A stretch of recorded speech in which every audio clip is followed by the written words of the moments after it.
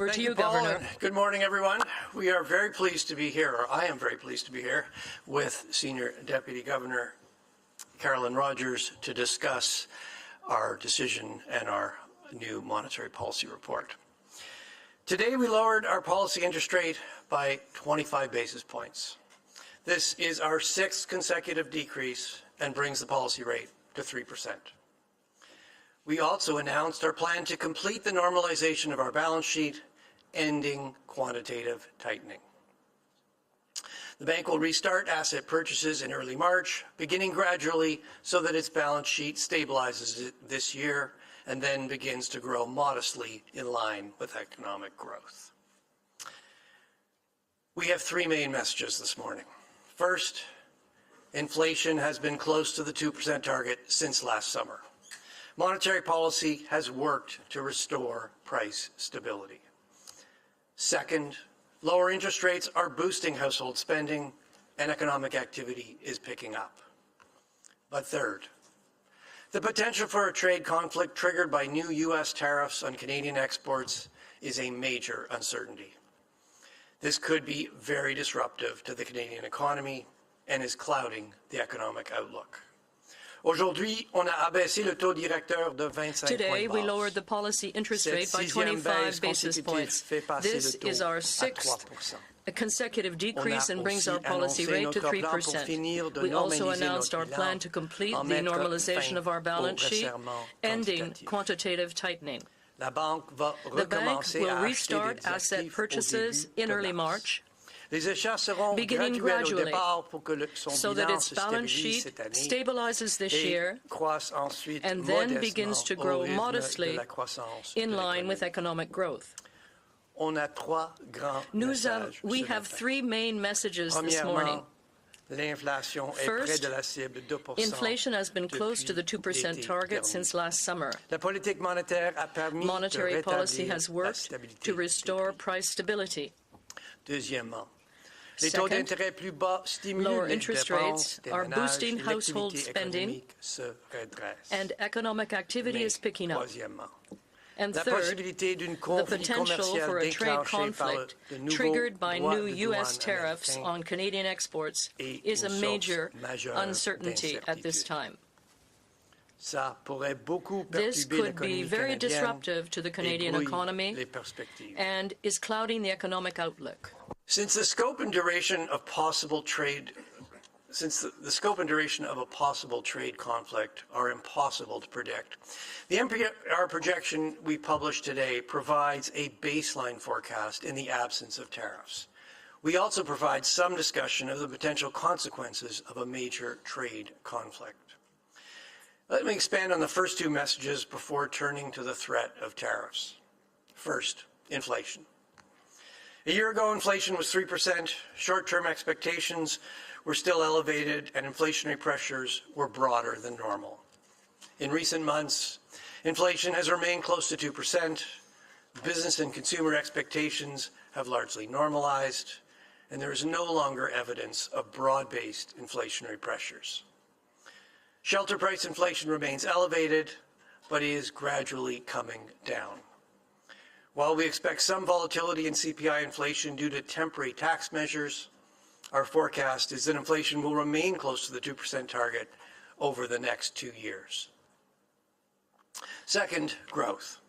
There are signs economic activity is gaining momentum as past interest rate cuts work their way through the economy.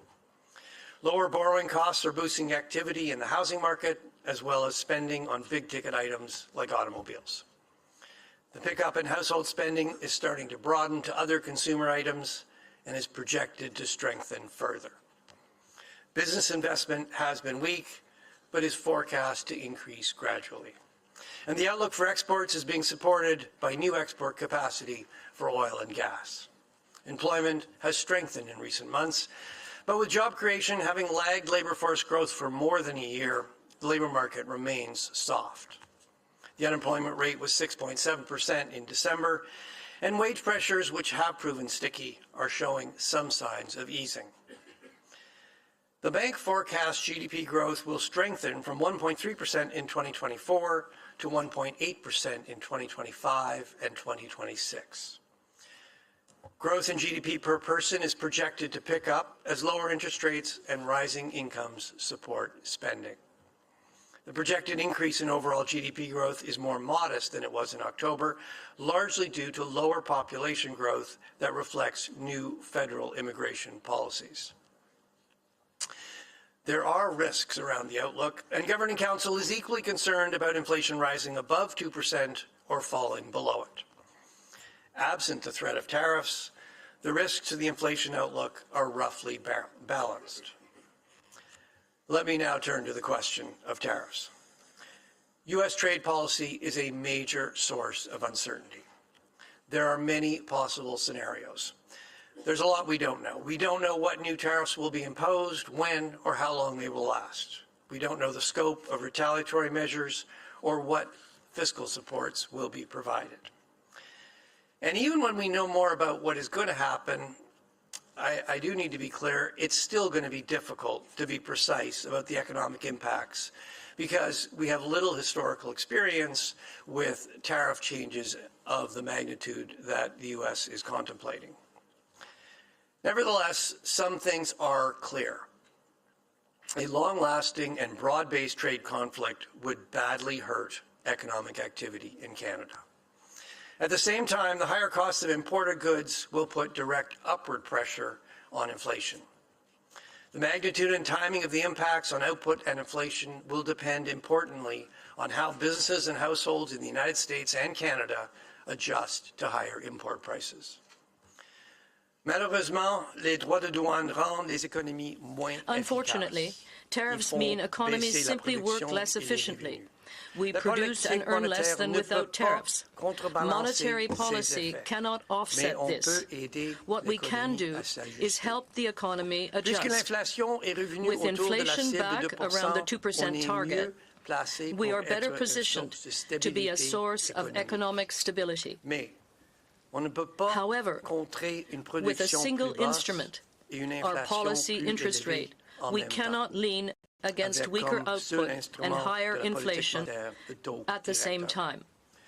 As we consider our monetary policy response, we will need to carefully assess the downward pressure on inflation from weakness in the economy and weigh that against the upward pressure on inflation from higher input prices and supply chain disruptions. Unfortunately, tariffs mean economies simply work less efficiently. We produce and earn less without tariffs. Monetary policy cannot offset this. What we can do is help the economy adjust. With inflation back around the 2% target, we are better positioned to be a source of economic stability. However, with a single instrument, our policy interest rate, we can't lean against weaker output and higher inflation at the same time. As we consider our monetary policy response, we will need to carefully assess the downward pressure on inflation from weakness in the economy and weigh that against the upward pressure on inflation from higher input prices and supply chain disruptions. So let me tell you what we're doing in preparation. In recent years, we have invested in better information on supply chains, trade links, and the connections between sectors. And this is helping us analyze the effects of supply disruptions, including tariffs. We've begun assessing the possible consequences of different tariff scenarios, and we present an example in the Monetary Policy Report. We are stepping up our outreach activities across the country to hear directly from those affected by trade uncertainty. This includes augmenting our surveys of business and consumers to better understand how trade uncertainty is affecting their decisions and how they would cope in the event of a trade conflict. We will update you on our analysis and assessments as developments unfold. Having restored low inflation and reduced interest rates substantially, monetary policy is better positioned to help the economy adjust to new developments. As always, the bank will be guided by our monetary policy framework and our commitment to maintain price stability over time. With that, the Senior Deputy Governor and I would be very pleased to take your questions. Okay, thank you, Governor. And we will go to questions now, starting with the roughly dozen or so reporters I have here in the room in Ottawa, after which we'll go to those who have joined us remotely. As usual, I'll ask you to please limit yourself to one question so that every media outlet does get a chance to ask. And if I forget to do so, please state your name and affiliation. Please remember to use the microphone here in the room to ask your question. And before you ask your question, please identify yourself, give your affiliation, and of course you are able to ask your question either in English or French. From the Wall Street Journal. Governor, the decision talked about how the Canadian dollar is depreciated materially. Does this indicate that the so-called limits of policy divergence have been reached and BOC officials are worried about its potential impact on inflation? And would a weaker currency limit the Bank of Canada's ability to provide support in a trade conflict?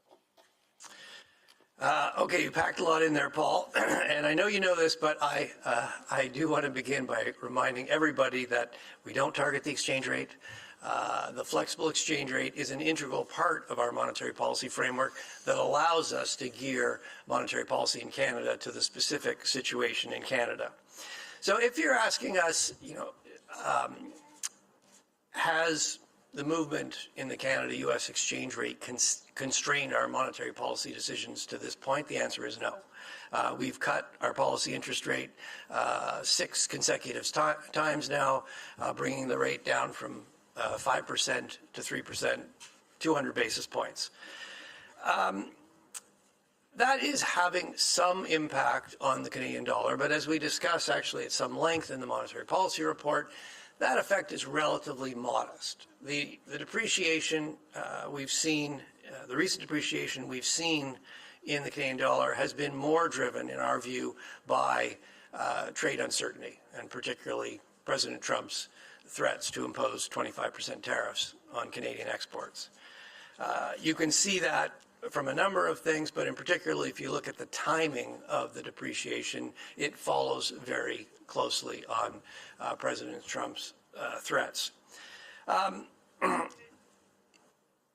This is a more material move in the Canadian dollar. I mean, if you go back to October, Canadian dollar was 73, 74 cents. It's now been fluctuating. It's now sort of 69 to 70. So look, that is a material depreciation, and it will start to have some impacts. Depreciation makes our exports more competitive. Of course, the threats of tariffs will make them much less competitive. But it also has some other impacts. It means that everything we import will, the cost of things we import, it will be higher. And you will start to see that relatively quickly on things like fresh fruit and vegetables, which obviously it's winter in Canada. We import a lot of those from the United States. That'll get passed through pretty quickly.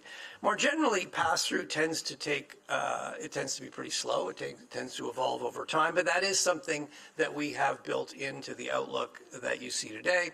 The other implication of a weaker Canadian dollar is that any intermediate inputs, so for example, machinery and equipment, investments Canadian companies make, buy equipment from the United States, that becomes more expensive. That will hurt our investment.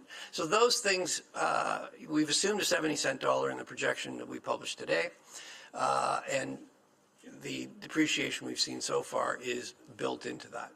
Going forward, look, there's no doubt the exchange rate is responding to the threat of tariffs, and I think it's reasonable to expect that as developments unfold, that will be financial markets. We'll take that on board. It'll be reflected, and that is something that we will have to build in to our outlook. And obviously, the bigger the movements in the Canadian dollar, the more we're going to have to take those into account as we set policy going forward.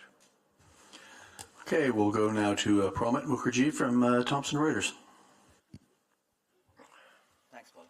Good morning, Governor.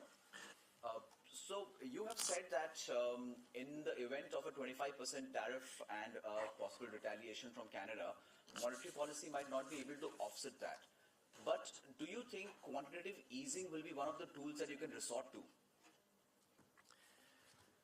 So I think what you're saying is, your question is, what's going to happen to interest rates if 25% tariffs are imposed? No, actually, I wanted to understand that is quantitative easing one of the tools? Oh, quantitative easing. Sorry, I missed that part. Okay.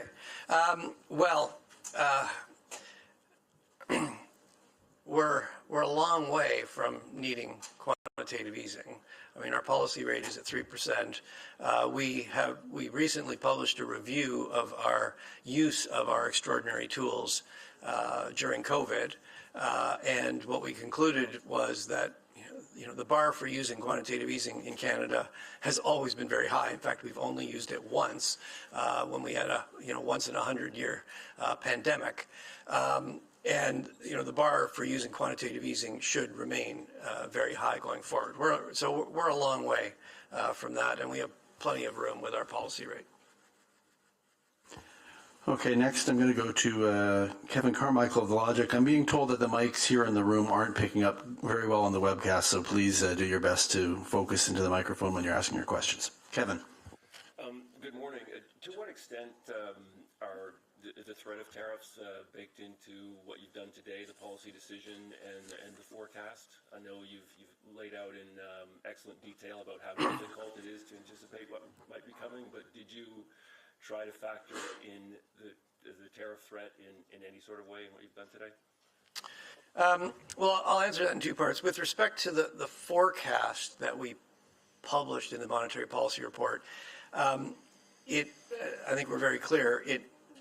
It assumes that there are no new tariffs. It does include a modest effect of the uncertainty being created by the threat of tariffs, particularly on investment. But effectively, in the projection, we're assuming that the threat of tariffs, it's a rather nice scenario. The threat of tariffs sort of dissipates, that uncertainty goes away, and we don't have to deal with it. We go on in the second part, of course, at looking at a scenario where there are broad-based and actually permanent new tariffs to give some idea of what the impact would be. But that is not a forecast. Coming to the decision itself, obviously the forecast is an important input in the decision, but obviously the risks around it also factor into the decision. We've got to look at the whole landscape. So, I mean, if you start with the facts on the ground, what's going on in the economy, what you see is that inflation has remained pretty close to 2% since last summer. And if you look at all our indicators of inflation, underlying inflation looks like it's running around 2%. We're not seeing broad-based inflationary pressures. Secondly, the economy is still in excess supply. Labor market's soft, unemployment rate 6.7%. That softness in the economy, that slack in the economy, that is putting downward pressure on inflation. We want to see growth pick up, take up that slack to keep inflation close to 2%. And we are starting to see that. Growth is picking up, and we want to see that pick up sustained to absorb that slack. So, I think those things suggested that, a further cut made some sense. Then you look out the window, and the threat of tariffs is there, and there's no doubt, that weighed on our decision. The more we can get the economy on a solid footing before it faces new tariffs, the better.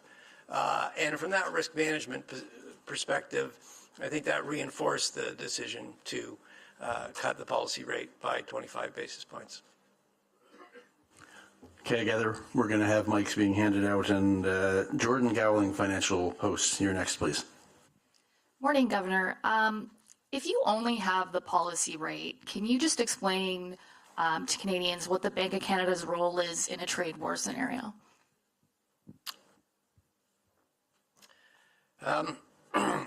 Well,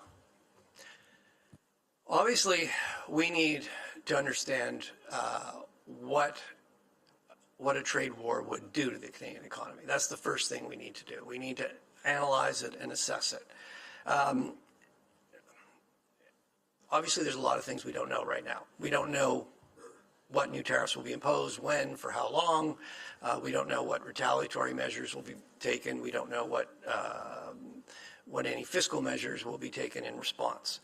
But there are some things that are pretty clear. In the case of a protracted, significant trade conflict, it would badly hurt economic activity in Canada. Economic activity would be lower, growth would be negative, growth would be lower for a period, and then it would eventually come back to where it was, but the whole path of the economy would be lower. Secondly, import prices will be higher, supply chain disruptions, both those things together will put some upward pressure on inflation. So I think as you were getting at, look, this is a complex shock for monetary policy because growth will be weaker, inflation will be higher. So, and yes, we can't lean against weaker growth and higher inflation at the same time. So, what are we going to be doing? Well, we're going to be assessing the relative weight of those two, and if the weakness on the economy that comes through as a result of tariffs and the downward pressure that's putting on inflation comes faster and is bigger than the upward pressure, then monetary policy, I expect, will be focusing more on supporting growth. On the other hand, if the inflationary pressures come through faster and are bigger, monetary policy is going to have to be more focused on guarding against persistent inflation. What are we doing right now? We're running different scenarios. We presented an example of one scenario. It's a pretty severe scenario in the monetary policy report. We're certainly looking at others, and we're stepping up our outreach activities to hear directly from Canadians and Canadian businesses. How are they coping with this uncertainty? How would they react to a tariff, a big change in tariffs? And look, those will be we're going to use that to make those decisions if monetary policy is faced with taking decisions during a trade war. I will just sort of close off by a couple other emphasizing a couple of things. Monetary policy cannot offset the economic consequences of a protracted trade conflict. The reality is the economy is going to work less efficiently. Canada is going to produce less. It's going to earn less. Monetary policy can't change that. It cannot offset it. What it can do is it can help the economy adjust to that and to try to be a source of stability through that adjustment. So the adjustment is less unpleasant than it otherwise would be. The other thing I'll say is that we have got inflation back down around 2%. We've lowered interest rates substantially. Growth is picking up. So the economy is in a better place. Monetary policy is better positioned to be able to react to developments and be that source of stability. Okay, next I've got Alicia Sikirska from Yahoo Finance. Go ahead, please, Alicia. Thank you so much for taking our questions. Governor, does the bank see potential tariffs as a one-time increase? Sorry, can you talk a little closer to the mic? Does the bank see potential tariffs as a one-time increase in price levels on the impact on inflation? And how concerned are you about the impact potential tariffs could have on inflation expectations and the risk that they become unmoored? Well, if we do our job properly, yes, it's a one-time increase in the price level. That's exactly one of the key things we're going to focus on. So, yes, a big increase in tariffs will have an initial effect on prices. It'll push them up, and that will push inflation up. And actually, monetary policy. Given the lags in monetary policy, there's not much we can do about that. What we don't want to see, though, is we don't want to see that initial price level increase start to feed through broadly to other prices and wages and then become persistent inflation.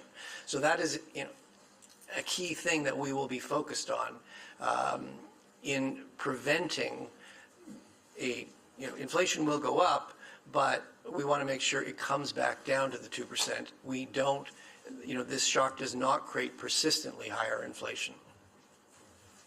That won't be good for Canadians. Okay, next I've got Greg Quinn from Market News.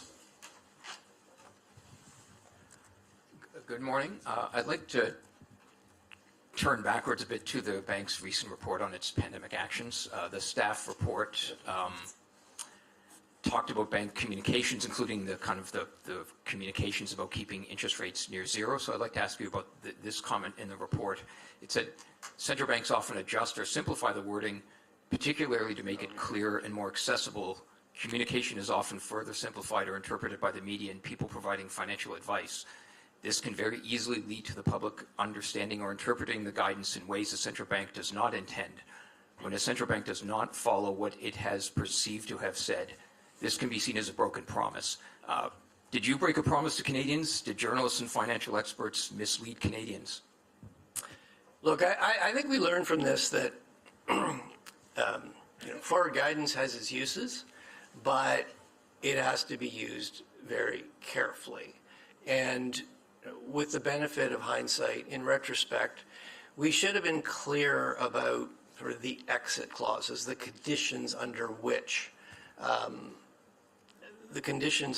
this would hold. And I think, yes, I think in the process of communicating it, those conditions weren't as clear as they should have been. Okay, I'm going to stay down here and go to Nick Murray from Canadian Press, please. Hi, good morning, Governor. I think you've talked at length about the decision behind the rate cut, but from a contrarian point of view, there were some economists who were suggesting perhaps a hold to the interest rate at this point, considering some of the underlying inflation numbers that we saw from CPI. Some economists said they were warming when you remove the variable of the GST holiday, and also in light of what the Bank of Canada said before about taking a more moderate approach to rate cuts. And so I'm just wondering kind of what discussions and what considerations went into perhaps holding the rate and why that wasn't the case at this point. Well, maybe I'll say a couple of things and ask the Senior Deputy Governor, since she was also part of the conversations. We said we would be considering further rate cuts, and we said we'd probably take a more gradual approach to monetary policy. So we did consider more rate cuts. We decided to do one, and it was more gradual. We cut 25 instead of 50. Maybe you want to comment a little bit on some of the details in the inflation numbers. And Sure. You're talking about some of the core measures. And yeah, I mean, the way we use the core measures is really to gauge kind of what we always call underlying inflation. It's kind of the momentum to inflation, the direction it's going. And there's a whole basket of things we look at. And at any given time, depending on what's going on in the economy and how those particular measures are calculated, any one can be a more helpful signal than other ones. So, I mean, we looked at the core measures. They're a little bit above headline inflation. We kind of took them apart to look at why that result was coming out. There's some particularities, particularly about trim and how it's calculated, that led us to sort of not put a lot of weight on that as a signal of underlying inflation at this point in time. So, when you look on balance, I mean, really the chart that we think is the most helpful to helping us understand where inflation is going right now is the heat map, chart 9. That really says it all, I think, about inflation right now. So. Yeah. Okay, I'm going to go to the other side of the room and call on Mark Rendell for the Globe and Mail, please. Thank you for taking the question. You mentioned a couple of times how monetary policy isn't particularly well equipped to respond to a kind of stagflation shock or price level shock like we're seeing with a tariff. Does that mean that fiscal policy needs to take the leading role in response to a trade war? And if so, are there more and less effective measures that provincial and the federal government could take in this scenario? Well, Mark, I know you know this, but I have to say it again. Fiscal policy is the responsibility and the purview of elected governments. The Bank of Canada, we have a big job. Monetary policy, we focus on that. We leave fiscal policy to them. Look, clearly, just as we're looking at different scenarios and thinking about what's coming, so are governments across the country, whether that's retaliatory, possible retaliatory measures to tariffs or possible fiscal measures. The only thing I will say is, monetary policy by its very nature is a very blunt instrument. There is one interest rate for the whole country, for every sector, for every Canadian, and in some sense, that's what makes monetary policy quite effective, but it also means that monetary policy can't differentiate between sectors or industries. It's the same policy rate for everybody. Fiscal policy can be more targeted, and I think that's what you were getting at. Again, those decisions are decisions of elected governments, and we will leave it to them. OK, la prochaine question vient de Olivier Ferroboissé du réseau TVA. TVA. Bonjour à vous deux, merci de prendre nos questions. Thank you for taking our questions. Les marchés s'attendent à ce que la Fed maintienne son taux cet après-midi. L'écart s'agrandirait donc avec le taux canadien. Vous avez dit à plusieurs reprises que vous aviez une marge de manœuvre avant que l'écart ait un impact trop important sur la valeur du dollar canadien. Le dollar est déjà affaibli par l'incertitude d'une guerre commerciale. Êtes-vous arrivé au bout de cette marge de manœuvre? Are you at the end of that latitude now? Donc, nous avons discuté dans le revue sur la politique monétaire les raisons pourquoi on a vu la dépréciation. We discussed in our monetary policy rate why we're seeing changes in the exchange rate here in Canada, and it's true that the fact that we substantially increased or decreased the bank rate has been a factor in that depreciation, but our analysis suggests that the gap between Canada and United States interest rates is not the most important factor. That effect is relatively modest. The most important effect is uncertainty tied to the threat of tariffs. If you look at the timing of the change in the exchange rate, you'll see that it is closely connected to issues involving President Trump's threat of tariffs. Now, in addition to that, as I have said, the fact that the dollar has depreciated by 4 cents since October is not even a material depreciation. It's not minor, it's not large, but it will start to have some impact. It will make our exports more competitive, but tariffs will necessarily take us in the opposite direction. And there are other effects as well. The price of imports will be higher, and particularly on food. That could have an effect fairly quickly. But other than that, for other goods, it will take some time, so the effect on inflation will not be that considerable. But these are all things we took into account in our analysis. Looking to the future, when there is more information available about tariffs, I am anticipating that financial markets will adjust, as they always do. And if the dollar depreciates even more, those effects will be even more significant, and we will have to ça dans notre analyse. Take that even more into consideration in our analysis. I just want to conclude by saying that we do not have any control over the exchange rate. It's a flexible exchange rate, and that is an important aspect of our monetary policy framework that allows us to manage the policy rate based on Canadians' come back to needs. this side of the room for Mackenzie Gray from Global, please. Hi there, Governor. You mentioned before that the scenario that presented in the NPR today is a very severe one, but I'd just like to get some kind of clarity on what your base case assessment is. If the 25% tariffs come in, is it the bank's feeling that there will be a recession and that inflation will go up at the same time? Well, yeah, so just to underline, this is, the scenario we chose is a severe scenario. It's a 25%, so the U.S. puts 25% tariffs on every country, not just Canada, every country. Every country responds one for one with 25% tariffs on the U.S., and this is permanent.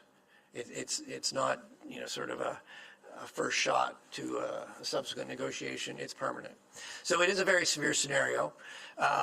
What it shows is, we were really trying to show two things. The first thing is that, yes, this would have a severe effect on the Canadian economy.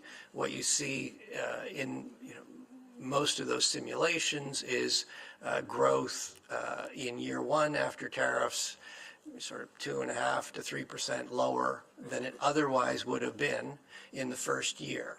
So, if you thought growth was going to be 2%, if you take 2.5% off 2, you've got a negative number. So yes, people would call that a recession. The second thing, though, I want to stress is that the simulation, this scenario and the various simulations were also designed to show that exactly what happens is quite sensitive to numbers. Getting a little technical, they're sort of parameters in a model, but what are these parameters reflecting? Well, these parameters are reflecting, how would Americans and Canadians respond to these tariffs? So just to give you a couple of examples, if you're an American and Canada, and so, the U.S. tariffs actually are a tax on Americans. They actually pay them. So anything they import from Canada becomes more expensive. So the question is, how do they respond to that? Do they just decide, I'll pay more, or do they go and do they find another supplier, maybe a domestic American supplier, or maybe they find an import from another country that isn't subject to tariffs, although in our simulation they can't do that because the U.S. put it on everybody. So, how do they respond? Similarly, when you look at Canadian importers, if we retaliate now, the import prices will be higher. Okay, well, who pays that import price? Does the importer decide to take that on their margin, or do they decide to pass it through to the consumer? How quickly do they do that? So there are a number of things, and as I said, we don't have a lot of good historical examples where we've had tariff shocks of this magnitude. So it's hard, we can't just go and estimate what's happened over history. So we're trying to show that, look, this would have a very material effect, would have a very severe effect on economic activity, but exactly how quickly, how big, how people react, what the implications are for inflation, there is a certain zone of uncertainty. And so, we're going to be working to try to narrow down that uncertainty as we move forward. Okay, I've got 2 left here in the room and then 3 on the phones. Mike Lacouture from CTV, you are next, please. Thank you. You started to ask, or preemptively basically ask yourself a question, so I'm going to put it back to you. What would happen to interest rates if there are tariffs? Well, actually, I think I actually largely answered that question when I responded to Jordan. But look, I'll be very blunt. I can't give you a definitive answer to that question today because there's a lot of things we don't know. But what I can say is that we will do everything we can to be a source of stability. And as I outlined in in the response earlier, this is a complex shock for monetary policy because growth goes down and inflation goes up. And we can't lean against lower growth and higher inflation at the same time. So we're going to have to weigh, which one's bigger, and we also have to look at the timing. Which affects bigger in what time period, and how do we do the best job we can to adjust interest rates to be a source of stability. And what happens to interest rates will really, what I think we'll be looking at is the weakness in the economy and the downward pressure that's putting on inflation, is that bigger than the upward pressure coming on inflation? And if that's the case, monetary policy can be more focused on supporting growth. On the other hand, if the inflationary consequences come through quicker and are bigger, monetary policy is going to have to be more focused on guarding against ongoing inflation. As I said, we are upping our outreach to Canadians to try to understand exactly how they're going to cope with new tariffs if they come in. And just to underline something I said before, monetary policy can't offset the effects of higher tariffs. Economic activity will be lower. We'll be producing less in Canada. We will be earning less. What it can do is sort of smooth that adjustment so it's less abrupt than it otherwise would be. And we will certainly do everything we can to be a source of stability. Okay, our last question in the room, Randy Handong-Knight from Bloomberg. Hi, Governor. How should we interpret your decision to remove any rate guidance from your policy statement today? Well, I think the answer to that's pretty simple. There's a lot of uncertainty out there, and it just didn't seem very useful to provide guidance. I think we've been pretty clear. Here's how we see the economy without tariffs. We don't know what the U.S. is going to do, and even when we do know more, we're going to have to do some more work to figure out exactly how that's going to play out through the economy. So didn't seem very useful to provide guidance. Okay, that's it for Ottawa. We're going to go to the phones now. I'm just going to remind people, come off mute only to ask your question. Go back on mute as soon as you finish so we can all hear the question. We've got 3 folks and we're running out of time, so let's get right to Max Sato from Mace News, please. Thank you, Paul. Paul, good morning, sir. And my question is for both of you. We saw a brief moment of a CPI drop from a year earlier at the start of the pandemic, and back in the late 1990s, Canada had a period of disinflation, and at that time, the Bank of Canada under Governor Thiessen cut interest rates, and I remember inflation quickly moved back from disinflation. And I understand you're more concerned about inflation caused by trade wars, but looking beyond that, is it still possible for the Canadian economy to face disinflation or deflation again, and how would you prevent that sort of situation, and how would you respond if it ever happens? Thank you. Well, I'll be very brief and ask the Senior Deputy Governor to chime in. I mean, look, our job is to maintain price stability, and our focus is making sure we don't have inflation that's well above our 2% target, or we don't have inflation that's well below the 2% target, and certainly not deflation. That's what, that's going to be our focus through, the possibility of a big tariff shock. And, I think I've been pretty clear. We've got to really understand everything that's going on in the economy to do that job. But I don't know if you can add anything. Tough to add to that. The scenarios that we presented in the NPR are just that. They're meant to help you understand how we're thinking about the different effects on the economy that could come as a result of these threatened tariffs. But they're not a crystal ball. They're models. They'll give us a sense of the different decisions that we're likely to face, but we'll have to face them at the time. Okay, next is Rob McClister from Mortgage Logic News, please. Rob. Good scenarios in the NPR today. It's argued that tariffs provide a one-time boost to price levels. But 3 or 4 years ago, it was also said that COVID-related inflation would be everyone's favorite word, transitory. 1-year inflation expectations then surged almost 5 percentage points in 19 months.